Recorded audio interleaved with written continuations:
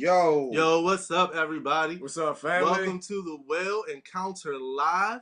I'm just doing what I want everybody else to do. I'm just sharing our post. I liked our post, and I'm commenting to let people know I'm here, and I am sharing that you are joining us. Why don't you take a minute on this February 24th, Thursday, February 24th, 2022. There you go. You got it. And share this. If you're on YouTube, if you are on Facebook, then go ahead and take a moment and like this post, share this post, and then comment and let us know that you are with us on this amazing evening. It's your boy, Pastor Ramon, a.k.a. Pastor Ray, along with the Rapid Minister 3J, Jehovah God, Jesus Christ, and Justice. Without the three, we can't be free. What's popping, everybody? Hey, we got a good show tonight. Hey, we have an amazing encounter tonight. And I am so. I'm sorry, right? Encounter. I'm sorry. I forgot. You don't like calling them shows. No, it's cool. And I am so excited. I sent it to your text message. Just letting people know that I sent it to your text message. The green. I sent it to the green. Just letting people know that we're on, y'all. Just letting people know that we're on. So listen, come on in. And all right, tonight we are finishing out our February series. Which is Redefining Black Love. I want to say hey to Brennen who's on, Manika who's on, Miss Nikki, our Miss Nikki who's on, everybody who's on. We love y'all. We love y'all so much. So listen, join in with us. We are live tonight. We are finishing up our theme, Redefining Black Love. And tonight, it's been an interesting series so far. Yo, It's been a very interesting series. I think we've had an amazing time.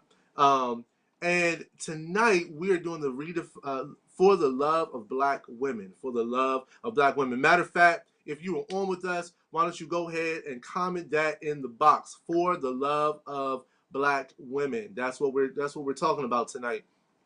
If you're on with us, then you know our motto here is encounter the well, become the well, emerge and share the well. Encounter the well, become the well, emerge and share the well. So go ahead and write that down there too if you're on with us. Listen, we want everything that we do to help you go down a certain path. And that path is the path to the 5 P's. I'm going to let 3J go ahead and take over. Let's see. The 5 P's. We have promise, we have purpose, we have peace, we have, passion, and it's one more. Power. Right. There we go. I was like, oh my God, I forgot all of them. That's it. I try to get it in order, that's why. And I want to give a shout out to Jackie. Yo! To everybody say, yes, it is a freezing back. Yeah, I think Miss Nikki, it might be a little bit of a freeze. Because I think I can see it too on where I'm watching. Yeah. It's a little delay. It's a little cut back and forth. But we're going to get it. God always works. So we good. We Gucci, right? So matter of fact, why don't we do that? Why don't we take a moment? You feel like praying for us? Oh, yeah, I can do that. That's the first thing. Yeah, I guess to start it off, let's pray. Father God, in the name of Jesus, first and foremost, thank you. Thank you for another opportunity. Thank you for another chance of life. Thank you for another breath. Thank you for another beat. Thank you for another step.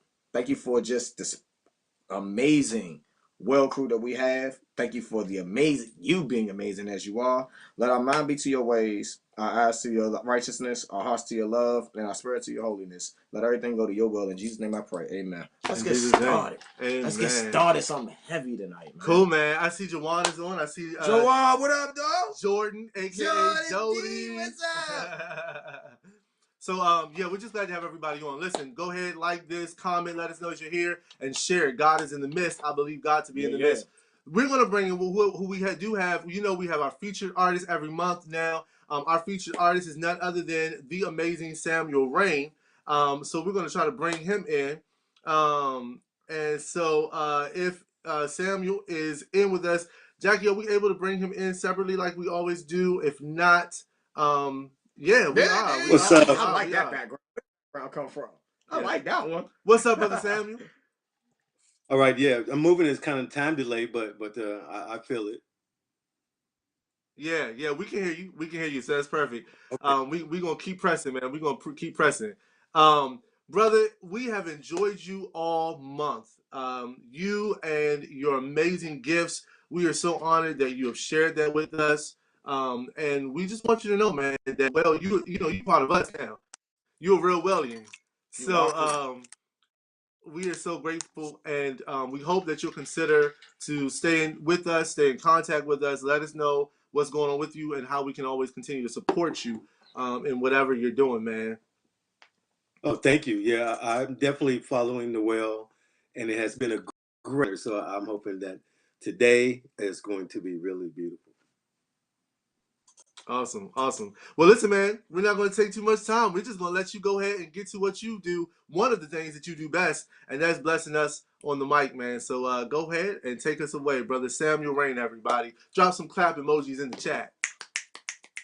All right, so a moment of love, and so since it's Black Love today, let me go at it.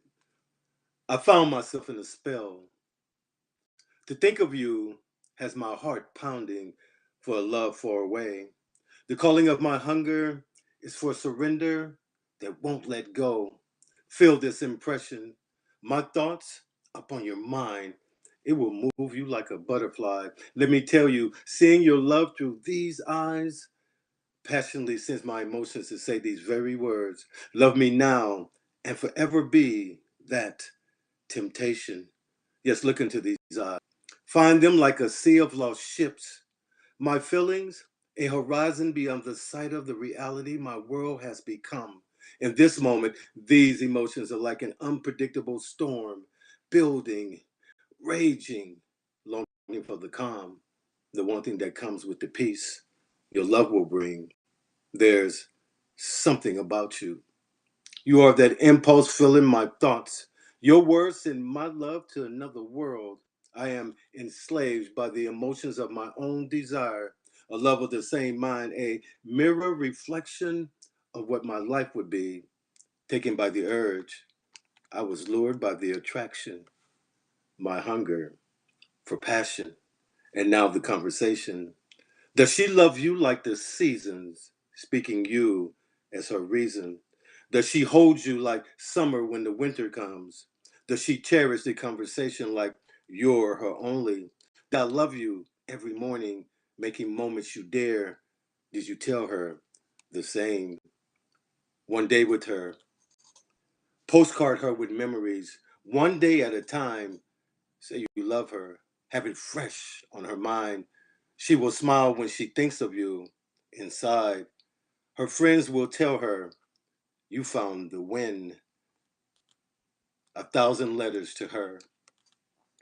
In the company of love, two souls now one. Long story short, we fell for each other. Our paths would go different.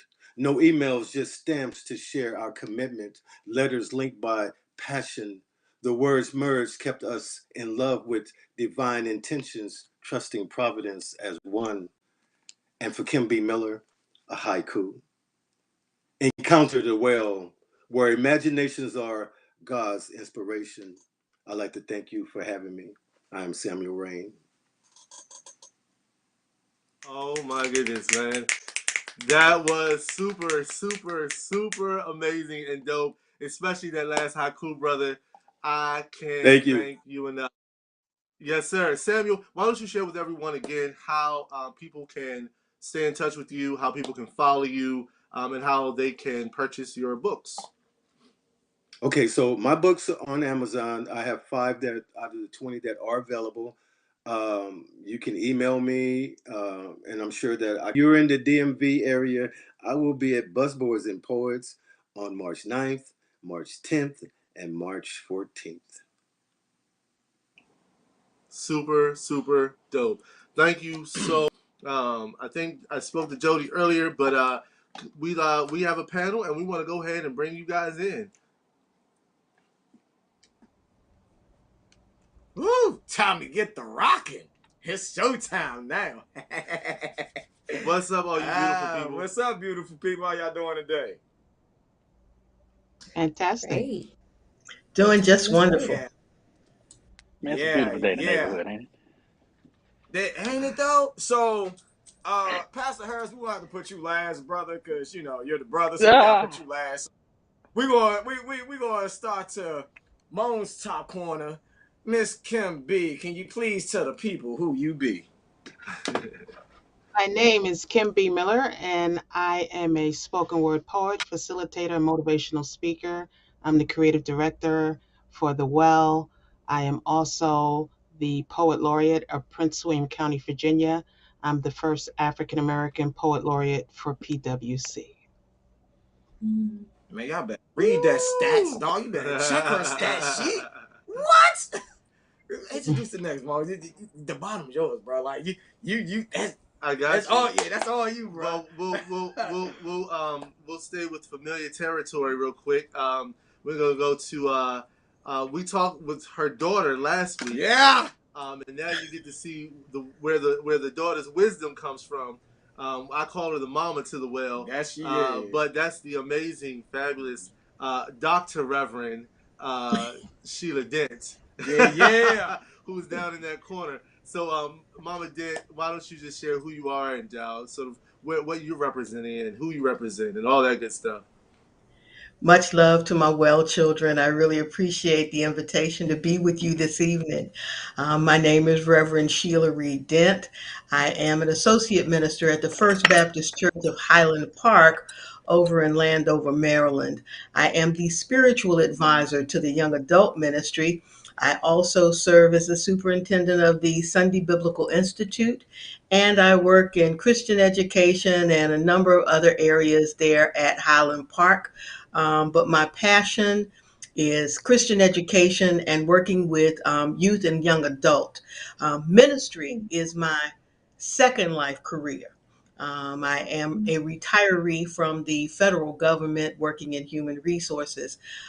So I am very, very glad that I am able to merge what I did for almost 40 years with the ministry that I do now. And I was doing ministry back then too. They just didn't give me that title.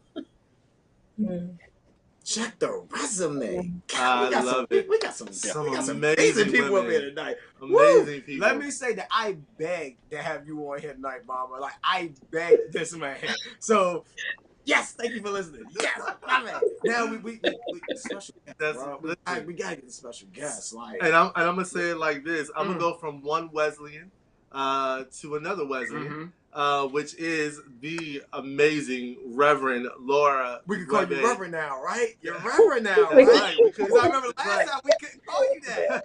The Reverend, okay? Call you that now, right? Yes. It's official. Yes. Congratulations. Yes. Love that. Love it. Love that. Again, my name is Reverend Laura Kigweba James.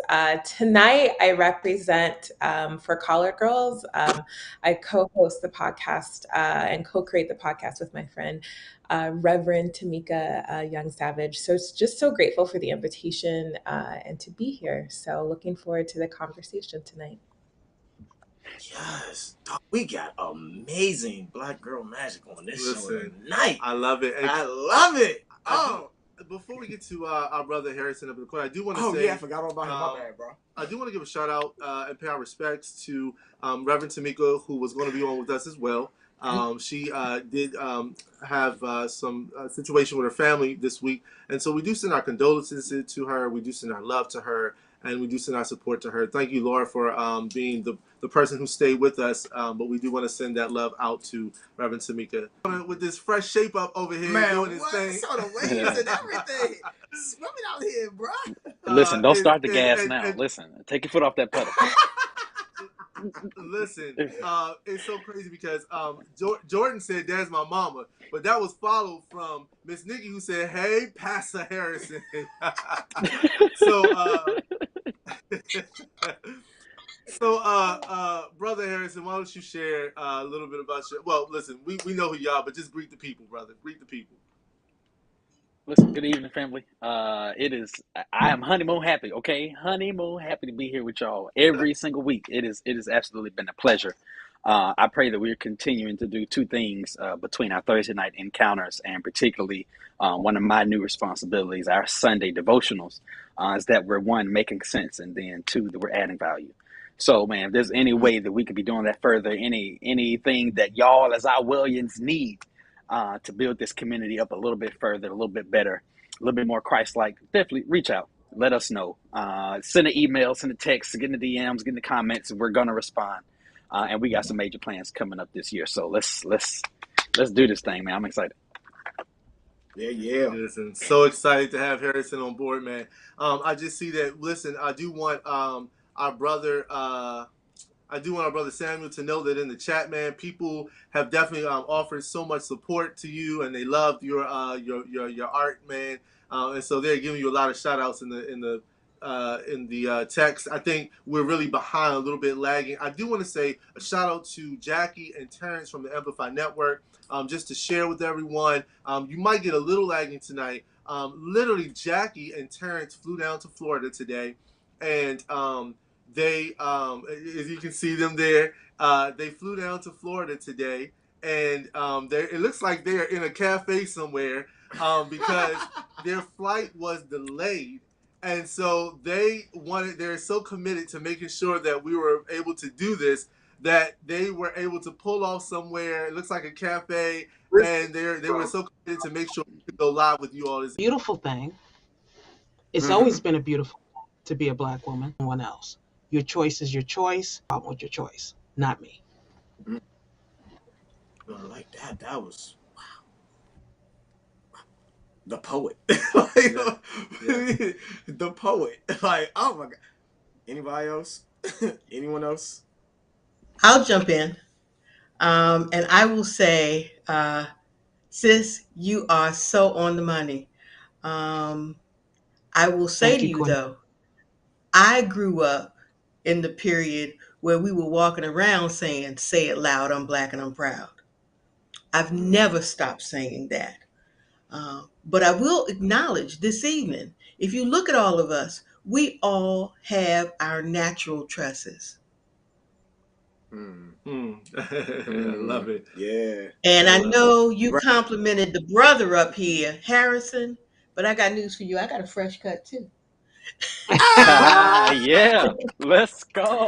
And and I say that because as Black women, and especially today, I believe that we are exercising our own agency in society and in the church and across spectrums to be a force for change and to be a force to be reckoned with. We were always in the background making it happen.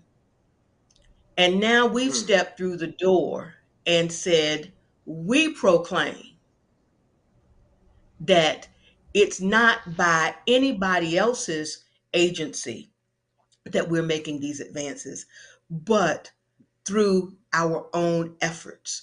And we're out there advocating for one another, for our children, and for humanity. Because whenever things go well for the Black woman, everybody else is good. Wow. I mean, Miss Kim B came with a jab. Mama Dent came with a hook. Reverend Laura, is only right that you come with the haymaker and drop it. Like, it's only right. I don't know, but I just would love to offer a word from my favorite poet, Upile Chisala, and her book Soft Magic, where woman is brave enough to love herself. And I feel like this season, more than ever, that there is just such a beauty and a continuation of self-love, of pampering, of honoring. The statement of like, I'm Black and I'm proud, and living that out loud. And I just think it's such a beautiful life to be lived, even in the midst of the challenges. I just think about, like, I recently just took out my braids, and I remember when I was like younger, I would never like wear my afro. I thought it was something that was not beautiful. And I'll never forget, like, even today, I was like, dang, my hair looks gorgeous. I need to wear it all the time. And so I just feel Yeah, like yeah, there, yeah. like, we are in this, just in affirming everything that's already been said, and just grateful for the question. I love it. I love it. All right, bro, you got the show now. No, listen, you got the show now. you guys, this I think is a chance for us to talk to these amazing queens, these beautiful queens, and these wonderful, powerful queens that are on. And I'm so grateful. I'm really grateful to have this moment. Absolutely. I think Laura actually sort of referenced this question, but I think it was a great question. And her question that she wanted us to ask tonight was, what does a world that values the Black woman look like? What does that look like? How does that feel if we were to truly value the Black woman for all that she is? What would that look like, and how would that feel? Ooh, that's a good question. Well, first, to address one of the comments stated Black excellence and not Black magic. And I have a whole poem on that. So I 2000% agree with you. And that'll go into answering your question. So to get there is to realize that we are not magical.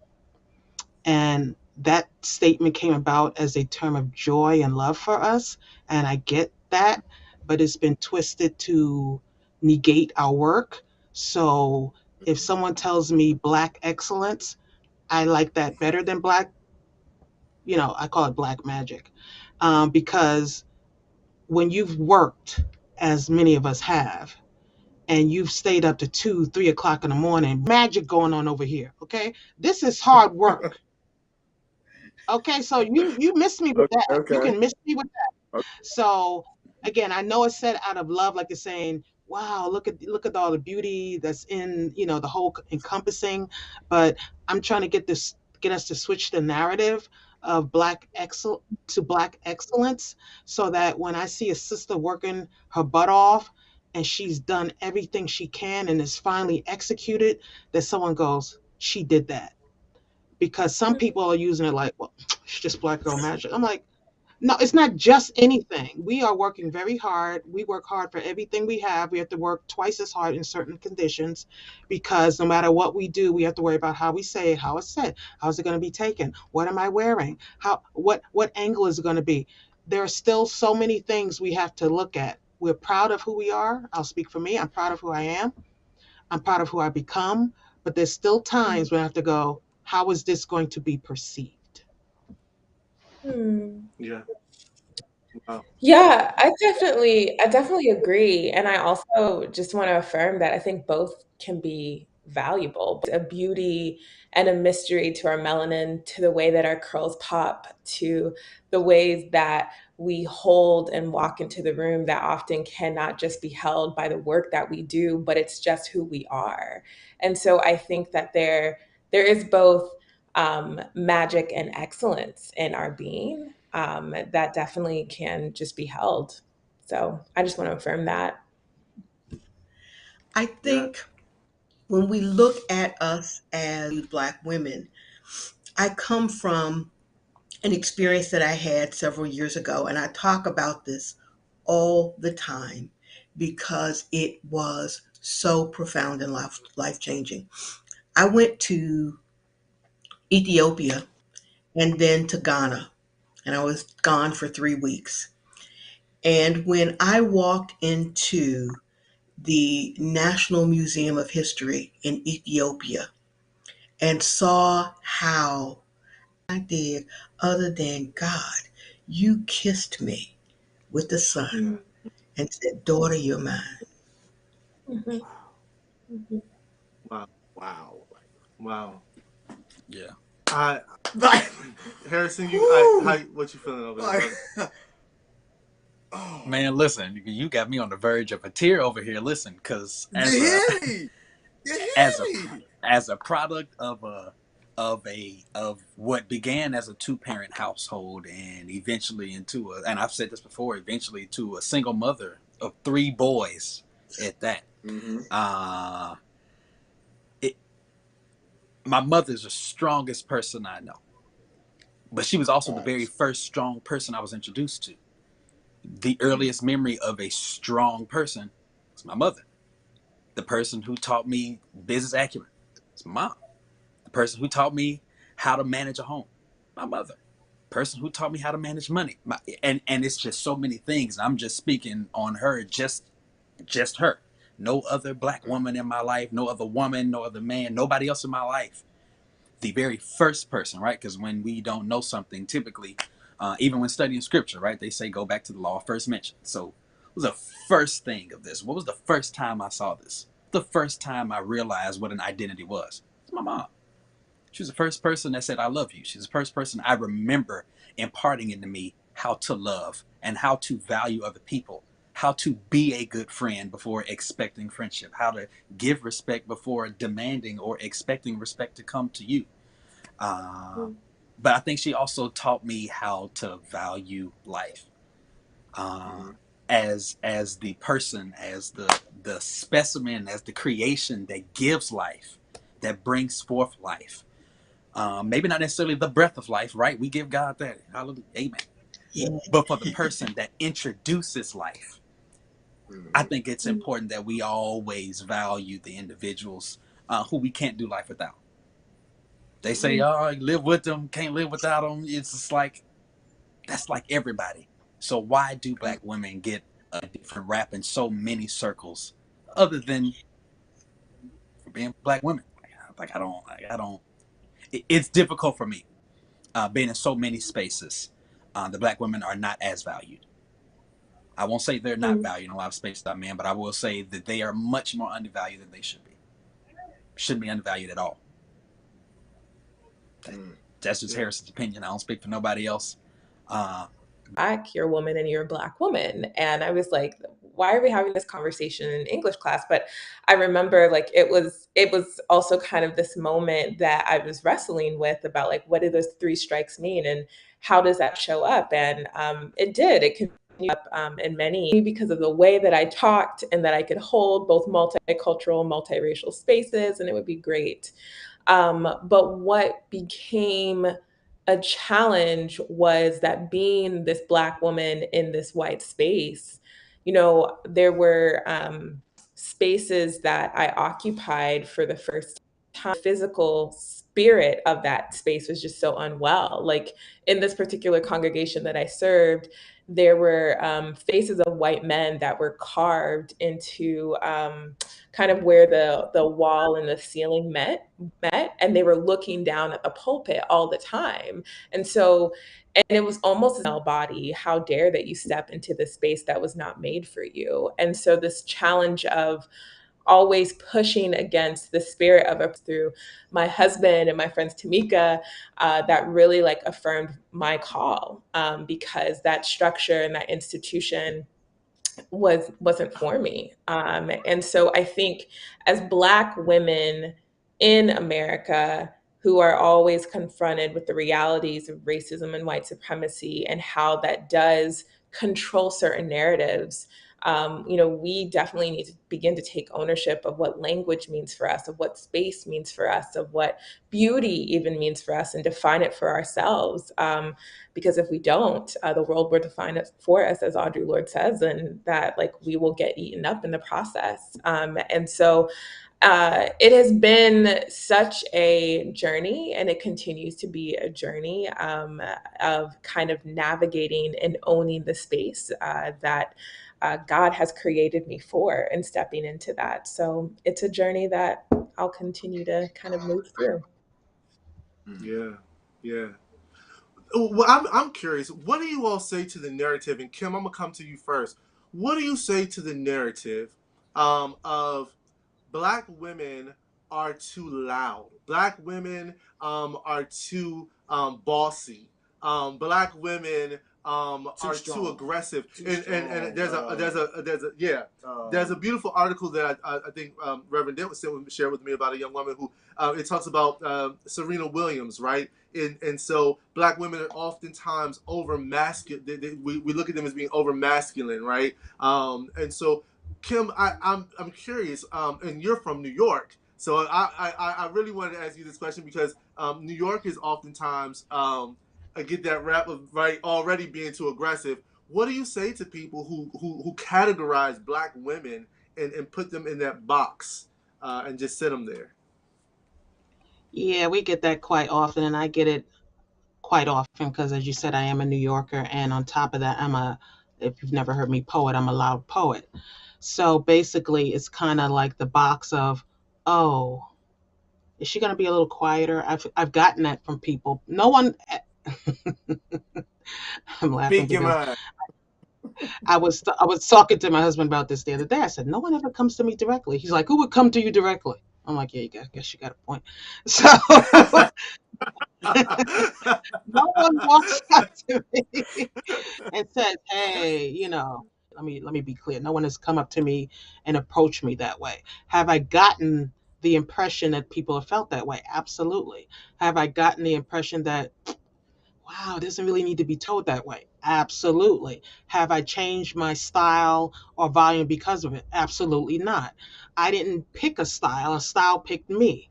I opened my mouth, and the way it came out is the way God chose for it to come out. And I'm not going to change Yeah. who I am and how I state it based on how people feel. You may not like me, but guess what? You're going to hear me. And that's my motto now. It's not about being like, you may not like me, but guess what? You're going to hear me. But that stereotype is the thing that Michelle had to deal with. No matter how Mm-hmm. upset she got, she couldn't yell because it was like they were just waiting for that. Oh, see, look, see, they're all angry. They're all angry.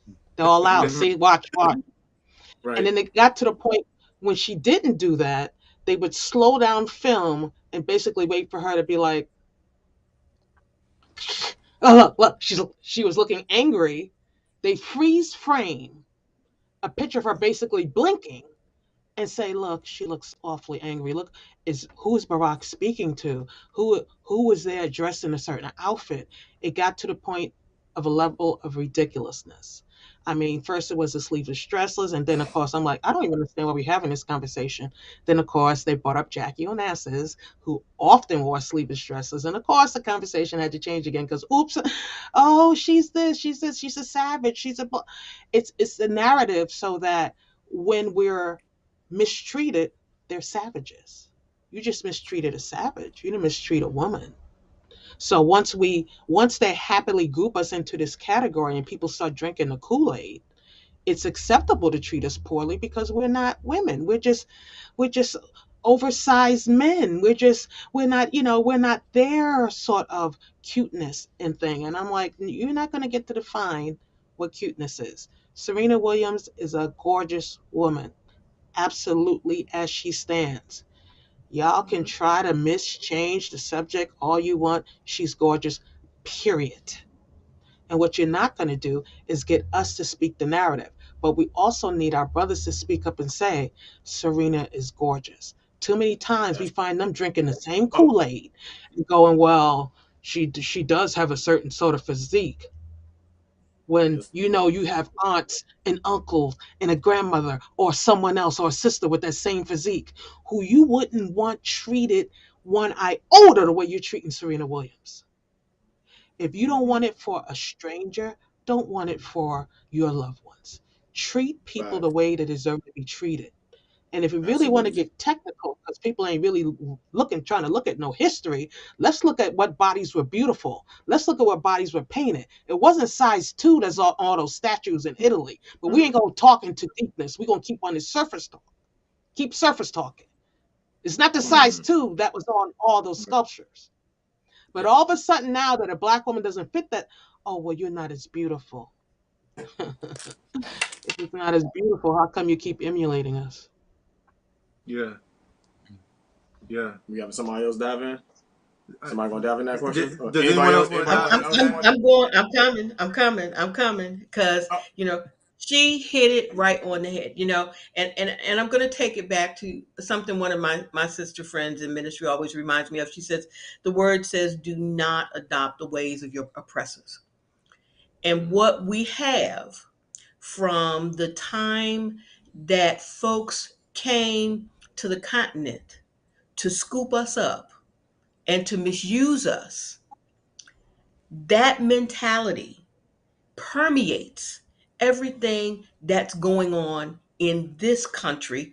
And to a certain extent, when you look at the media across the world, what they have done is they have stacked things to create a perception that the standard of beauty looks like that size 2 woman who doesn't have any melanin and whose hair probably looks silky or whatever.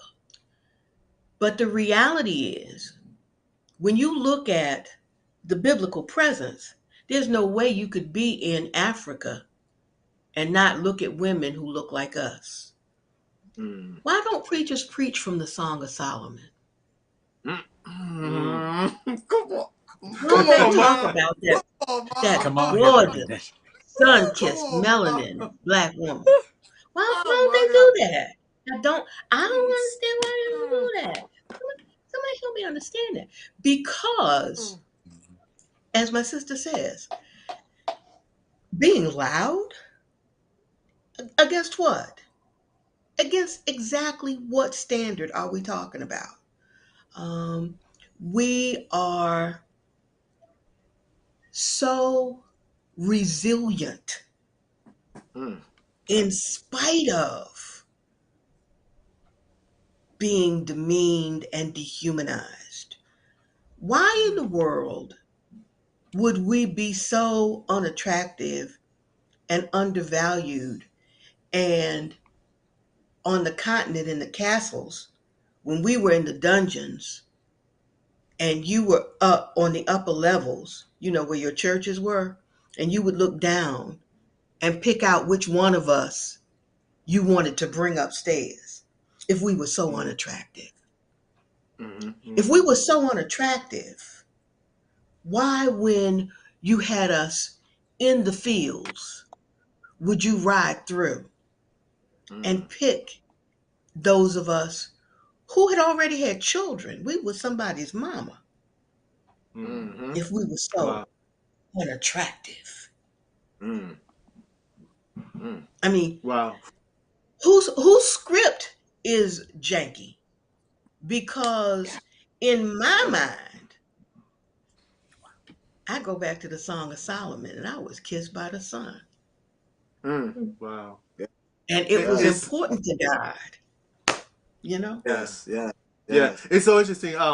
Miss Nikki has this comment. She says they tan and darken their skin, adopt to our slang and our language, enhance their bodies, emulate us, but cast us down so much. And you do see that, right? I mean, that's a popular even now that we see people who are rocking the braids, and it's this new thing for certain cultures that are not people of color to rock the braids, or they've always, certain people have always tried to tan their skin. So and there's I don't know, you see that all the time, but it's still, for some reason, in mainstream, and it's still, when it's our women who are doing it, it's still not considered to be the most beautiful thing until another culture embraces it, and then, oh, it's amazing how you can do that. Laura, I'm curious, in as you've gone through life, I heard you say, you've taken your braids out, you're ecstatic now to wear your bush and or your curls, and so But And So stupid, bro. language is important. is there a moment? Can you talk to us about the feelings and where those feelings came from growing up? That in that time when you were not as proud to wear your hair in its natural beauty.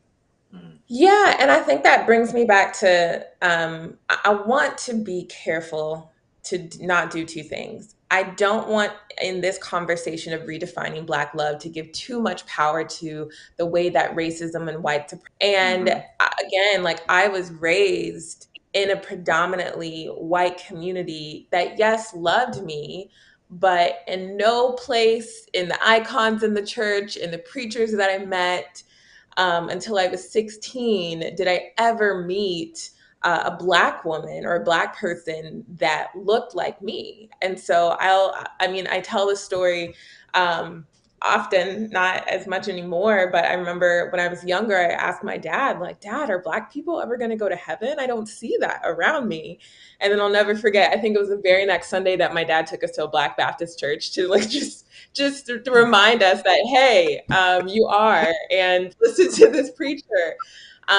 But I just remember that, like, when you are not surrounded by both the visuals but also the language and a presence that like just affirms who you are, you can easily get swept up into the majority narrative, and forget about yourself and forget about who you are. I think the reality for my parents as immigrants in this country is that assimilation was an act of survival. It wasn't because they denied who they were as Marundi people. It was very much that they came. Um, they escaped the Civil War and came to the US, were cared for by white families, and they had to assimilate to survive. There were parts of the culture that they kept, and there were other parts that, you know, when you're not in your community, you unfortunately have to release that. But I just want us in this conversation of redefining Black love to not define it in the context of racism and white supremacy, because our Black existence, our love for one another, our love for Black women is so much more beyond the system of oppression that exists.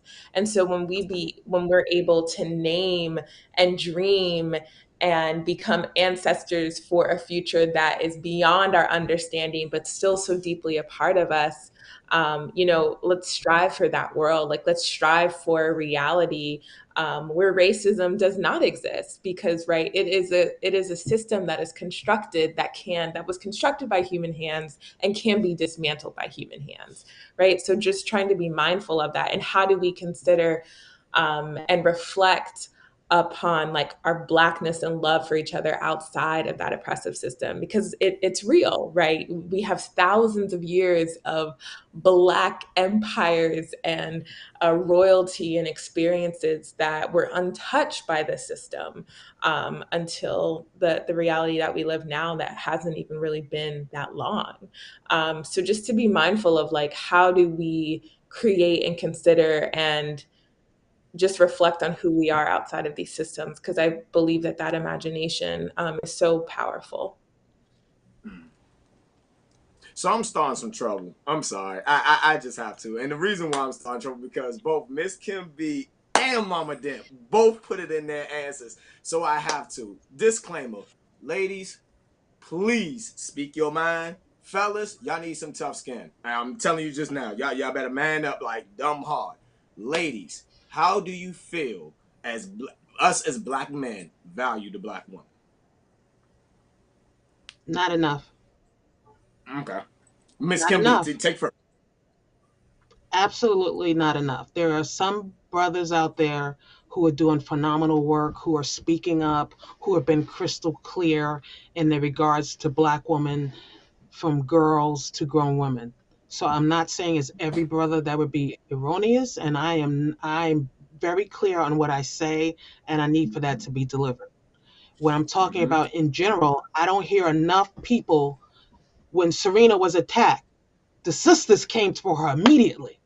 You're not getting her. She's fine. She's gorgeous. She's one of us. She's a trailblazer. I didn't see as many brothers speaking up. Mm. I just, I would have loved for a brigade of brothers to come up and go, you no, not our sister. There's nothing wrong with our sister. I would just love Mm-hmm. that organized love. And I hate to call it that, We know we have Mhm. love in our community. That's Yeah, not yeah. erasable. But I would love more of that speak up when it's happening, love to happen. Women are quick to jump. Women are quick to Mm. back up other women. Queens come for queens 24/7. I just need for the brotherhood to speak up a little more because I'm sick of, and I do know it's a media soundbite. Don't think I don't understand the media soundbites pick to chew that, they want you to swallow. I got that. Mhm. But even with that being said, the squeaky wheel gets the oil, blah, blah, blah, blah. But there's still so much of the negative that's being put on us by our brothers. It's still, Mm. it's too much of that. It's too much of that. Mm. And I need for the brother to go get the brother. Because now, once again, we have to step up and go correct the brother who said something he shouldn't have said. I want the Mm. brother to go, Serena is a beautiful, gorgeous woman. And when the other brother jumps in and goes, she looks like a, nah, bruh, nah. You're entitled to your opinion. You're entitled not to like her. And it's fine that she's not your type, but it's not right for you to demean Black women. We're Absolutely. not having that here. And Mm. we need Wow. more of that. We're not having that here conversations where brothers checking brothers because sisters have Wow. been doing it 24/7. So we need the kings to start bringing the other kings and say disrespectfully, I'm not looking for no wars here because that solves nothing. I'm looking for a king to step to another king and say, hey, bruh, look, if that was your mother, would you want someone stepping to her like that? Mm. Of Yeah, course, the yeah. answer is going to be, if that was your grandma, who do you value in your life? What woman, what Black woman do you value in your life? Now, picture Mm. someone coming at her the way you just came at her. Mm. You Talk would that. be Talk that. outraged. You would be like, yo, cuz, nah, we can't have that. That's my mother. Mm. That's the one who raised me, or that's my sister, or that's my aunt, or that's my daughter. How you gonna raise princesses to queens when you ain't protecting the queens that are in front of you? Mm. Yeah. Yeah, yeah. Kids are Yeah, yeah. sponges. They are the smartest people in the world because they don't listen, they look. They see Mm. what you about. You can talk, talk, talk, talk. That's why kids are so big on hypocrisy. They're so good at seeing Yep. it because they're like, you said, you said Black women are up, but aren't, is it mommy? But I'm, so am I ugly? You can't play hypocrisy with children, and you can't play it with Yeah. a full grown Black woman either. Speak up Yeah. when the time is right. Correct people, not to fight, but to show genuine love. And that will go much further than another queen correcting a king. Yeah, That's yeah. it. I That's like it. that. I And like and and that. somebody in the comments did say, you know what? It starts with the fathers. And another person is Yes. actually Jordan says, and sometimes they can't give what they don't know, Mm. and they haven't been That's true. shown. That's true. And I think we as men do have to step up sometimes. I don't. Absolutely. This is not a shun to all black men, but Mm-mm. I do think as black men, there are a number of us that do have to step up to the plate more and try to give more and teach more Mm-hmm. of respect for black women more. We have to be careful Absolutely. how we treat our black queens Yes. and the relationship that we have with them in front of our children, Mm-hmm. because that's important too. Children will imitate what they see their parents Yep. or what they see the people Mm-hmm. who are closest to them emulate. Mm-hmm. So they will imitate what they see emulated. Harrison, do you have a follow-up question to that, brother? I do. Because again, man, as a product of that same household, listen, Mary, my mama, hey, she wasn't playing with them three boys. But one of the things that she did with me is her youngest son, being 5 years younger than my middle brother, 6 years younger than my oldest brother. I believe that she tried to correct some mistakes with me that she made with him, or at least just tried to do a little bit different. And because of that age gap, and for a period, no man being physically in the house, I think one of the things that my mother did really well, and I mean, just godly grateful. If you're watching this, I love you. Thank you so much. You're amazing. One of the things that she really did heavily in me was put me around some brothers, some gentlemen, some men, some role models who were able to be just that, a model of what some real sacrifice, some real genuine love, real value and appreciation looks like. And I think again, so to what I was going to say, but I think Pastor really touched on was that I think it starts in the home. It starts with fathers mentoring their sons and showing what that love looks like. Not just talking about it. Yes, while that is very important, being able to verbally, hash that out. I think oftentimes children are going to learn to say. So with that being said, my follow up, I think maybe a little more for Laura and Reverend Laura, Reverend Dent, about what is your what is your hope and what is your imagination for the role of the Black woman in the church? What do you think that looks like? I guess in the grand scheme of things, I'm gonna leave that question right there. I don't even want to ramble no further. What what is your hope or your imagination for the role of the Black woman in the church? What can that look like? Wow. Wow. Come on, Pastor. Reverend Dent, I'll leave it. Go ahead. You know what? You need to stop playing. Girlfriend, you need to just stop playing. But since you said go ahead, I ain't never been shy about nothing. Um, what I would say to you is I recently participated in a webinar with the Dean of the School of Theology at Howard, Dr. Yolanda Pierce, and she's written a book, and the title of it is In My Grandmother's House: Black Women, Faith, and the Stories They Inherit. And in her conversation, one of the things that she talked about was theology and the fact that when we go to seminary, we have to take systematic theology. And she was having a conversation with uh, another seminarian, a white guy, and they were talking, and he was saying, well, that liberation theology and womanist theology and all that other stuff, that's contextualized. And she turned to him and she said, and that systematic theology that you talk about is also contextualized. It's contextualized from the perspective of a white man. So then she said, and Wow. then she said, and then let's just open it up and say, we all have our own theology. And we do. We all have our life experiences with God. We all have our stories and our faith and our times where we say, are you sure there was a God in there? We all have our own theology. And so, what I would love to see is for us to get back to sharing that theology in community with our brothers, our sisters, our children, and anybody else who can have an experience with us. I talk about Big Mama's house. When you go to Big Mama's house, there's always a meal. Big Mama will correct you when you're wrong. When you come up short, Big Mama's got a little stash over there in the corner in her cookie jar somewhere where she can help you. You stumble and it's time for you to try to get yourself back. Big Mama is right there. That's a theology. That's us living out what God has called us to do. That's theology. Okay.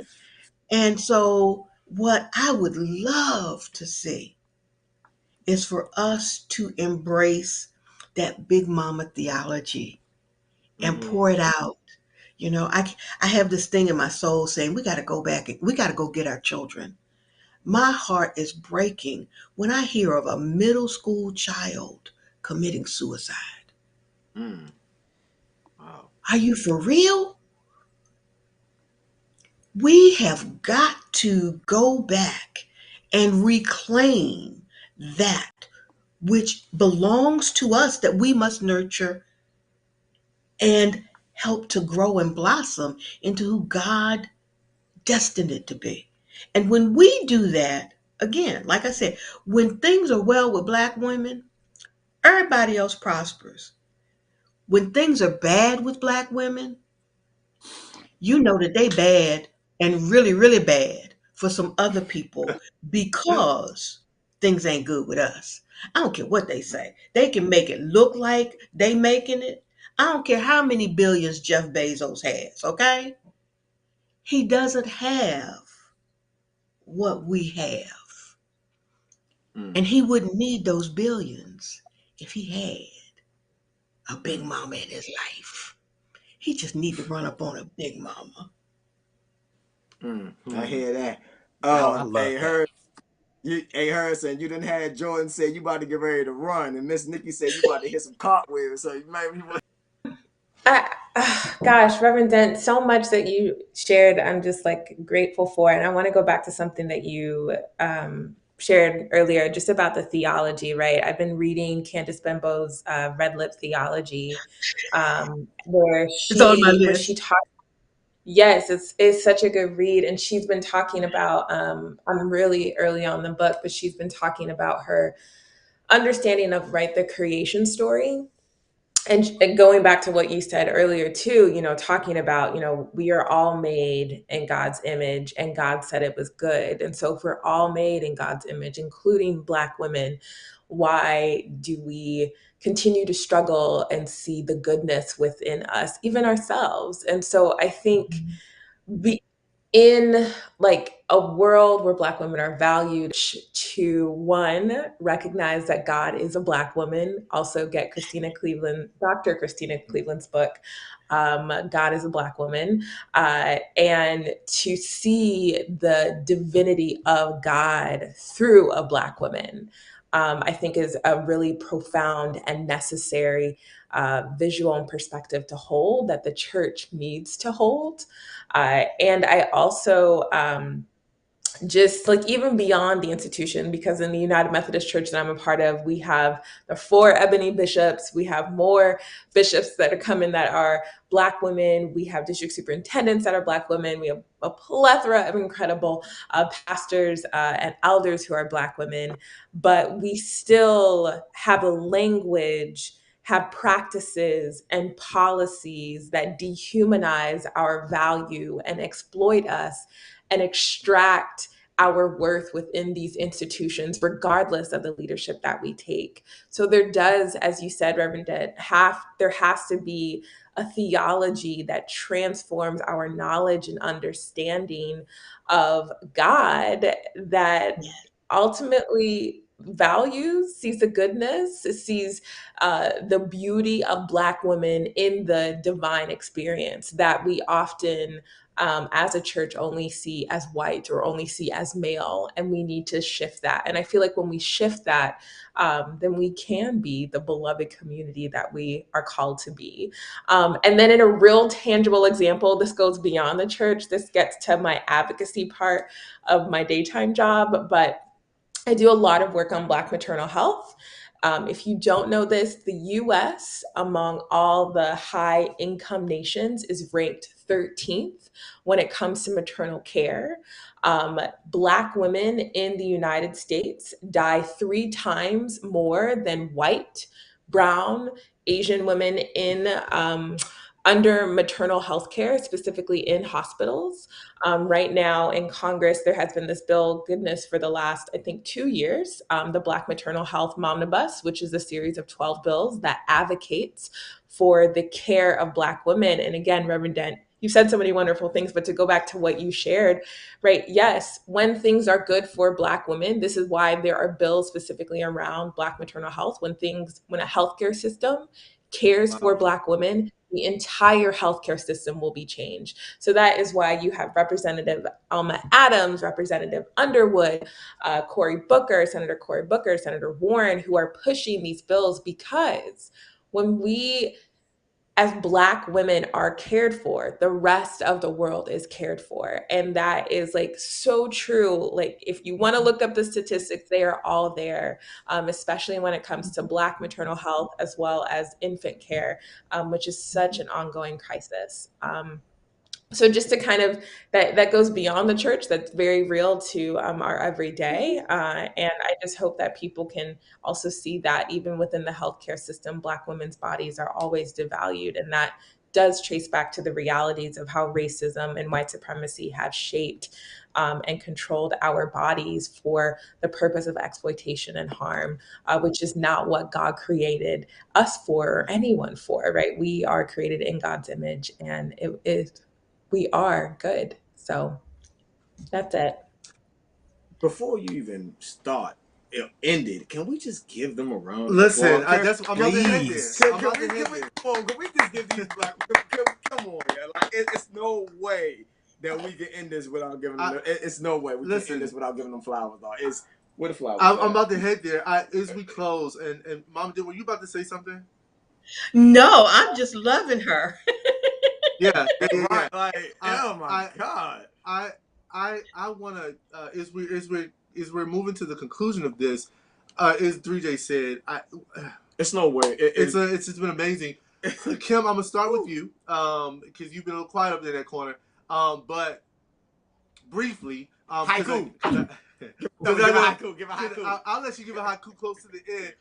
But I know Jackie's down in Florida, and I want to get her and Terrence to where they got to go. Yeah. Jackie and Terrence, thank you again so much. But I do want to share with another one, another session.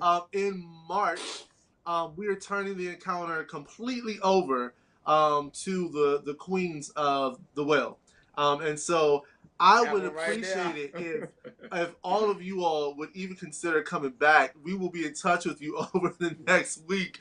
I know Kim B and Miss Nikki and Anna Josie will be hosting all throughout March, but there's just so much power in where I think we're going to celebrate Women's History Month by doing this. Can't forget Miss Kim Carr. And Miss Kim Carr. Miss Kim Carr will be joining us hopefully too. Kim B, I have two questions, and you guys can just decide which one you want to give a quick moment to, a very quick moment to. So the two questions of this as we conclude.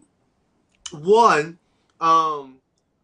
where are we going? Where are we headed? And how do we get to the place what's the imaginable place, and how do we get there?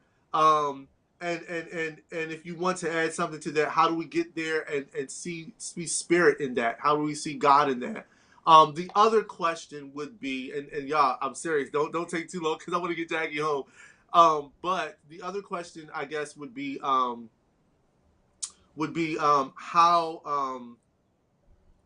what are some recommended resources that you might share with people? And so you might could drop that all at the same time for people who might want to know more, learn more. But very, very briefly, how do we get to that place, that imaginable place? How do we get to the place where Black women especially, are valued?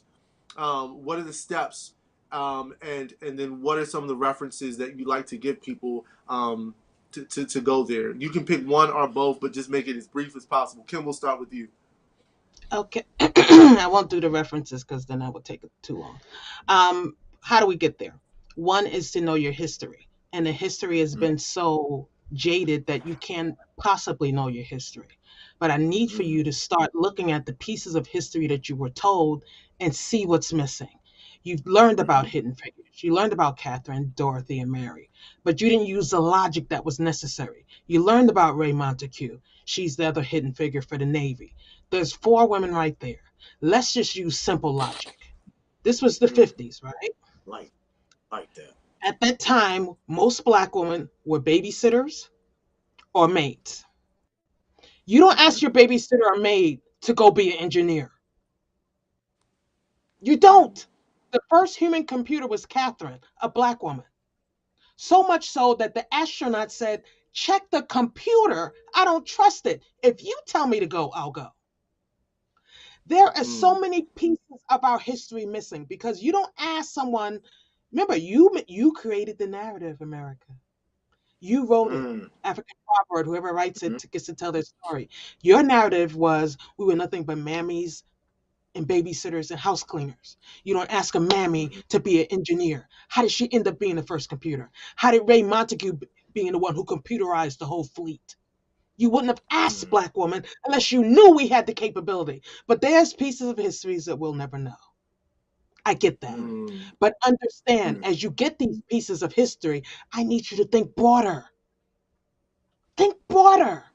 If that was the foundation, STEM was the foundation. Mm-hmm. This is not new. This is new to you. Learn your history. Then you will see that Black women have been a thread throughout. This is not new. It's only new for you. And then respect the woman who is there. She doesn't have to be a pioneer. She doesn't have to be a poet. She doesn't have to be a preacher. Her and her skin is enough. She doesn't prove anything to you. She doesn't be better than anybody else. Only thing she needs to do is exist and be the person she is. Stop trying to make her something else and letting other people exist. We don't need your permission to be who we are. We've been being who we are. You're just finding out some of the niblets of some of the greatness we've created. You'll never know it all. Wow, wow, wow. You know what?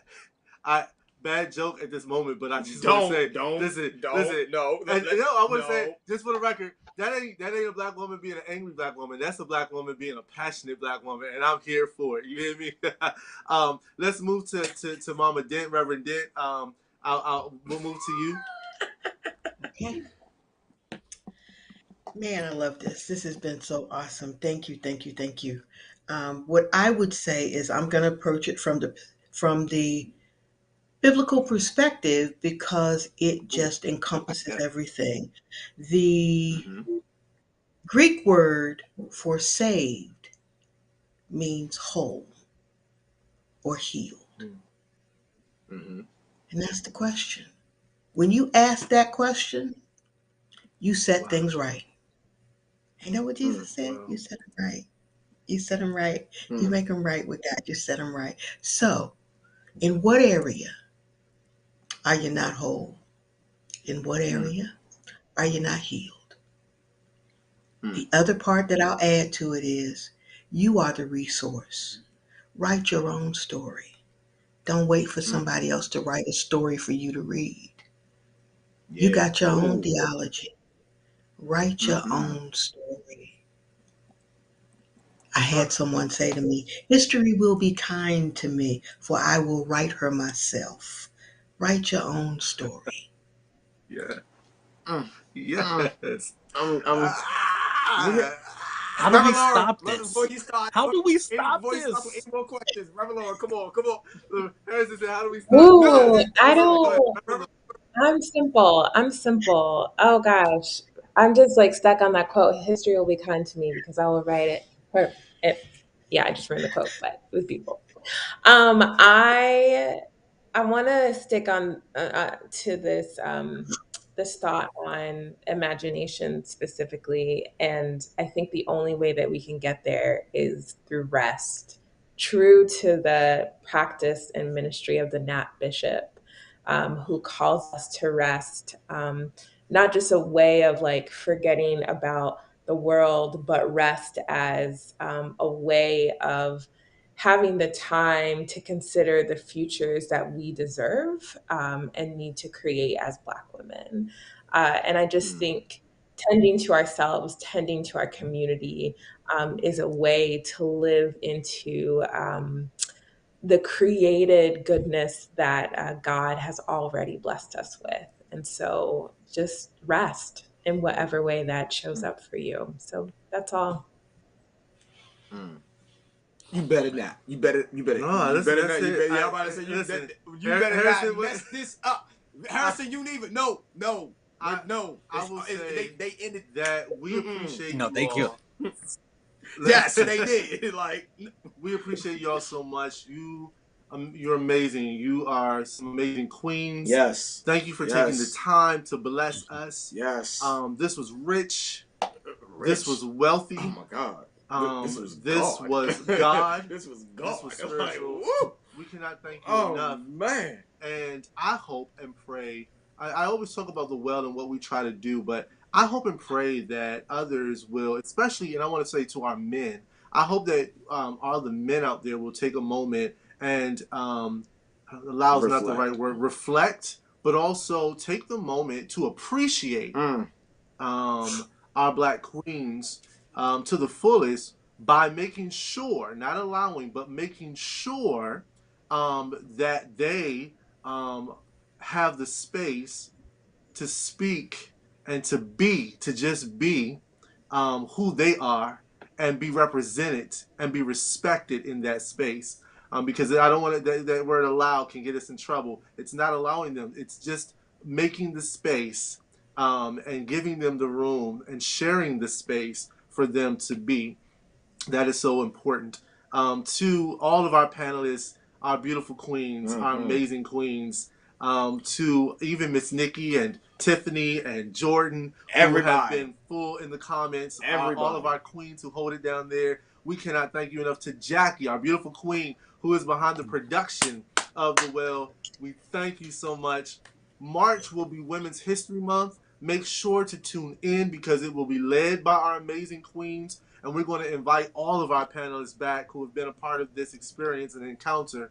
If you'd like to join us with The Well, make sure you follow us at www. I know Jackie might not have the slides, but www.encounterthewell is our website, encounterthewell.org. That's it right there.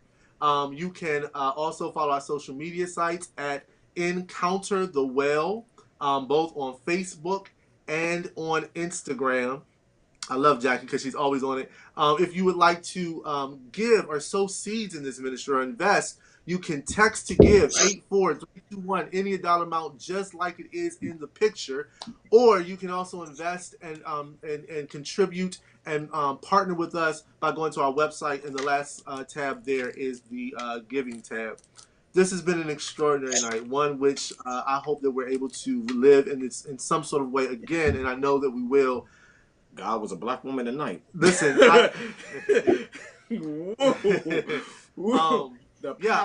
real quick, just before we conclude, Rev, can everybody just tell us how we can find y'all? What are your socials? I know we got to go, but how can people find you? I know we didn't get many resources today, but social media handles, email, what y'all got?